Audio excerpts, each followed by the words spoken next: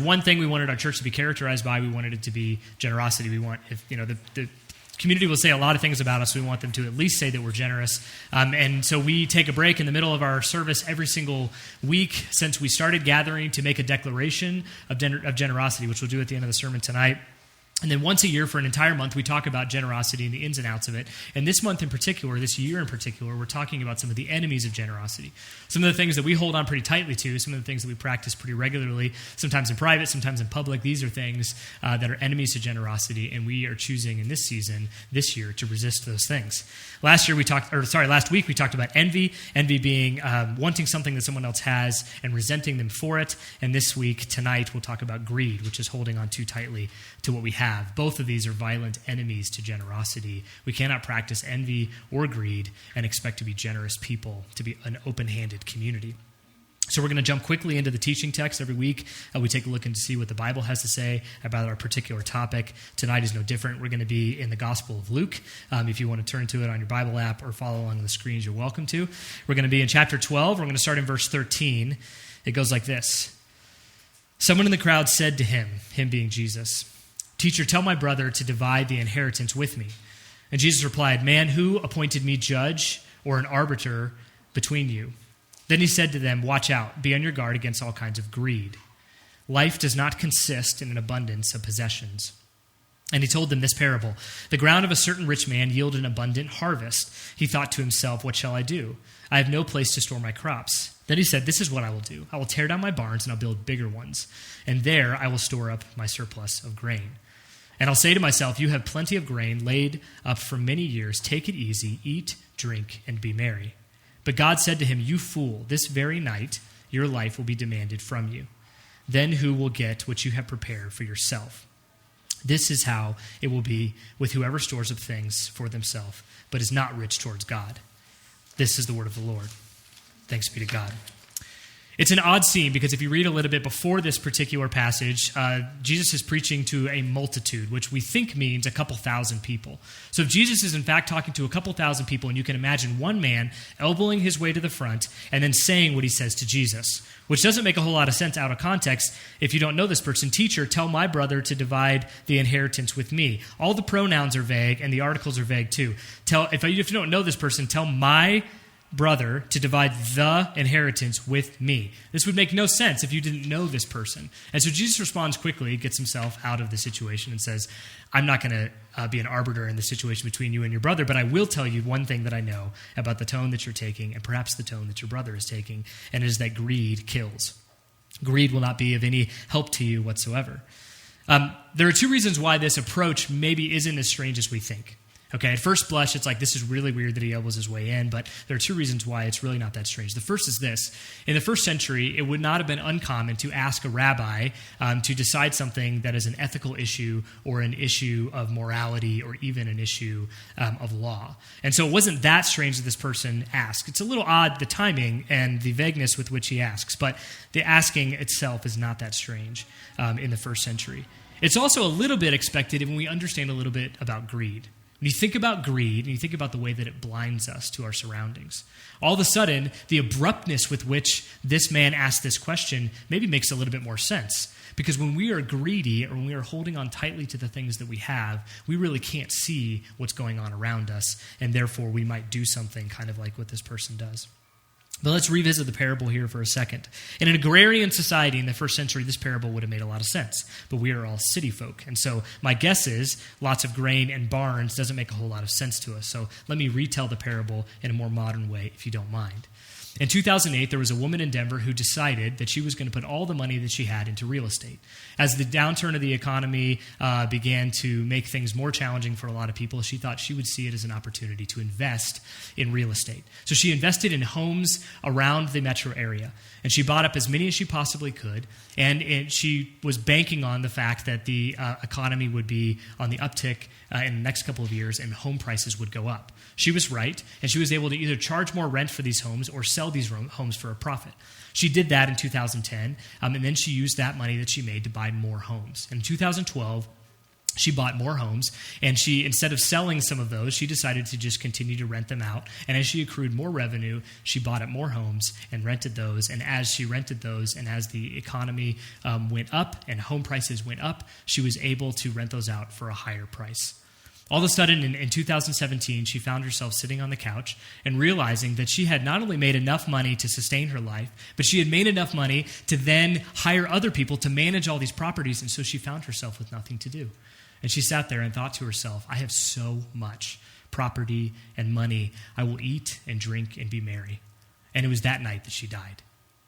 And the reason why it's important to end with the exact same thing that Jesus ends with in his parable, even if we change the rest of it, is because that's the crux of the story. That at the end, the person dies.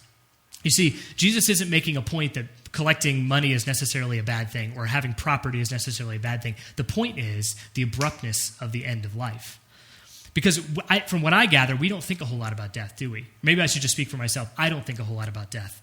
Maybe it's my age. I'm not sure what it is, but I don't think a whole lot about death. Until the other night, when my daughter Mia came up to me after her bath. I don't know, she has deep thoughts in the bath. Like maybe people have deep thoughts in the shower. But she comes up to me and she grabs my face. She gets way too close to my face because she has no concept of personal space. And she gets into my face and she says, Daddy, are you going to die someday? And I'm like, oh my God. It's a really heavy question from a 4-year-old starting to get her head around this concept. And there were two voices in my head. One was, tell her the truth. She deserves to know the truth. And then there was this little voice in my head that was like, you should just lie to her because you could just be like, nah, and then it's not a problem anymore, right? I decided to listen to the first voice, so I told her the truth. I said, yes, Mia, I'm going to die someday. So are you. So does everybody. It's really the only guarantee in life is that life will, in fact, one day come to an end. And then she said, and this crushed me. She goes, well, then who will be my daddy? And I was like, oh my God, But I pulled it together, and that's when I lied to her. And I said, well, here's the deal. Your dad is a finely tuned machine, and I'm going to live to at least 110. And so you have nothing to worry about whatsoever. Which, of course, isn't true, right? Like, we don't know how long we're going to live. I may die tonight. You may die tonight. We may be like the people in the parable. And when that happens, all the things that we've accrued and collected, these things, if we have not thought through what they are for, and if we have not learned to be open-handed with them, these things will simply die with us, frankly. They will rot and they will corrode and they will become nothing. So what are we to do about this? How are we to respond to this text? Well, I'm going to do 3 things tonight. 4. Let's do 4. I'm going to talk about what greed looks like, and there are 5 things that greed looks like. And I'm going to talk about what fuels greed, like what's behind this. And then third, I'm going to talk about the products of greed. What does greed produce? And then lastly, the 4th thing, I'm going to talk a little bit about the antidote to greed. And I'm going to move fast because I have very little time. So here we go. The first 5 things. The 5 things about what greed looks like. The first is greed looks like the collection of or holding on tightly to money. Now, saving money isn't a problem. I'm not encouraging you to not save money. That's not it at all. But it's rather the safety and security that we're obsessed with when we hoard and collect money and we pad our bank accounts in order to have as much as we possibly can. It's more in the obsession than in the amount. You see, greed with money can happen for anybody on the economic spectrum. It can be people who have a lot and people who have very little. I've seen people hold on very tightly regardless of where they find themselves. It is really in the obsession more than anything else. The second is possessions.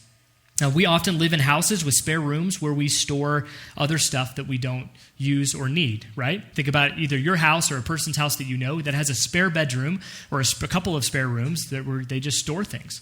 Or we have garage stalls that either have no car in them or a car in them that we simply do not need. This is a very frequent thing in our culture. America has more storage units than it has McDonald's. So think about all the McDonald's that you pass on the way to work, and now pay attention tomorrow as you drive there to all the storage units that you pass. We have a lot of stuff. And I know people who are in poverty who have storage units, by the way, of extra stuff that they have. So this is not just for the people who are rich and affluent, but it certainly expands to them as well. The third way that greed manifests itself is through power. We witnessed this past week with midterm elections. On Tuesday, we watched the Republican Party hold on as tightly as possible to the power that they had. And it's not over because in 2020, there's going to be a lot more holding on tight to the White House, right? We saw that. We watched an entire party of people say we're going to hold on tightly to the power that we have because we need it, we want it, it's ours, and we deserve it. The 4th thing, is control. We are reluctant to commit because of the control that we lose when we commit. Okay? So we think that commitment is like a generational problem. Like, well, millennials have a problem committing. And so if you're not a millennial, you can come down here off the horse with the rest of us because it's a human problem, right? Human beings have a difficult time committing to things, and it's because every time we commit to something, we give up a little bit of control.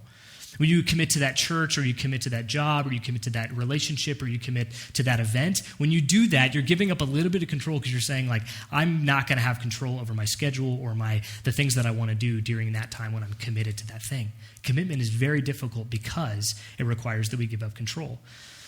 We had dinner with some friends from church the other night, and this quote came up, and so I would be remiss not to share it, from Ronald Rolheiser.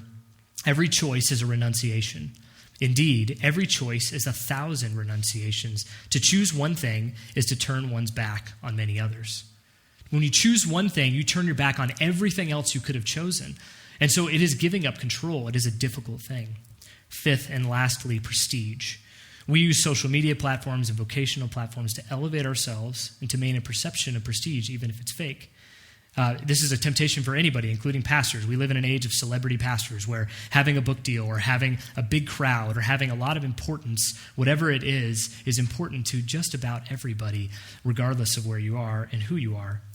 Yoko Ono is a Japanese artist and poet, says this: "This society is driven by a neurotic speed and force accelerated by greed and frustration of not being able to live up to the image of men and women we have created for ourselves. The image has nothing to do with the reality of people.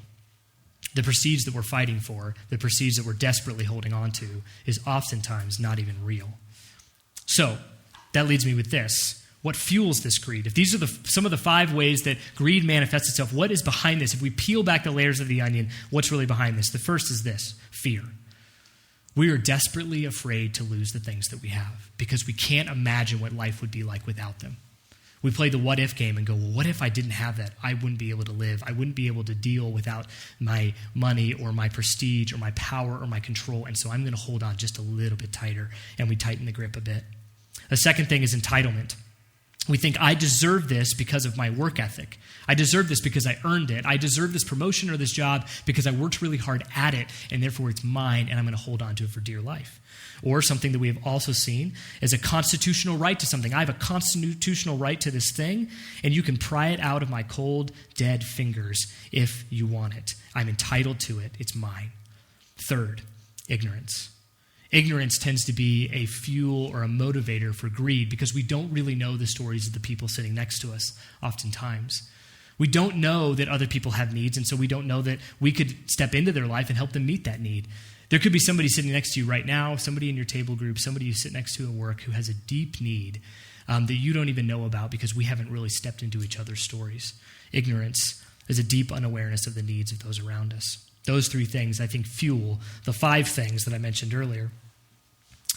This third section here, we'll talk a little bit about the products of greed. What happens next? If this is what greed looks like, these are the things that fuel greed. What happens when we give in to greed?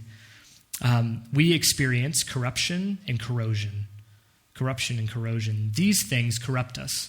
They cause us to live lives of quiet desperation. We lead these lives where we are really, really desperate to have more or to hang on tightly to what we do have.